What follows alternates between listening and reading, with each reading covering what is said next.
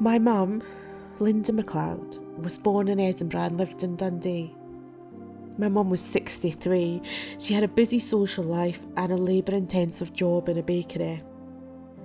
In March 2019, she was lifting a tray of food when she felt a pain in her chest. Because she didn't want to take time off work and lose any money, she continued to manage the pain until June 2019. After several x-rays and chasing doctors, my mum was diagnosed with secondary breast cancer and aggressive cancer in her spine. As soon as she told me, I rushed back home. I put my 3 young children into the car just outside London at 2 o'clock in the morning. I drove through the night to get to Scotland. When I saw my mum, I didn't recognise her because she'd lost so much weight.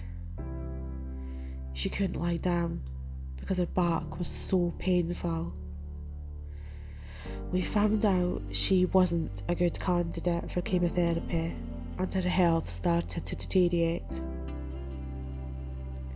My mum was still lucid at this point and became very distressed. She knew she had terminal cancer and that she was going to die, but she also knew that she didn't have any money to pay for anything, including her funeral. Because my mum didn't have a financial safety net, there was no income when she was diagnosed. It was really difficult for us to manage as a family. I would drive to Scotland with the children and stay for 5 days while my husband was at work. If we'd had more money, we could have arranged childcare. The cost of the travel, flights and looking after my mum in the hospital was huge. Before the oncology team realised how quickly she would pass away, there was talk of her being sent home. Sadly, it never materialised. They didn't communicate with us and she wasn't given any choice about where she could stay. My mum lived on the 14th floor of a tower block. The lift only went to the 13th floor.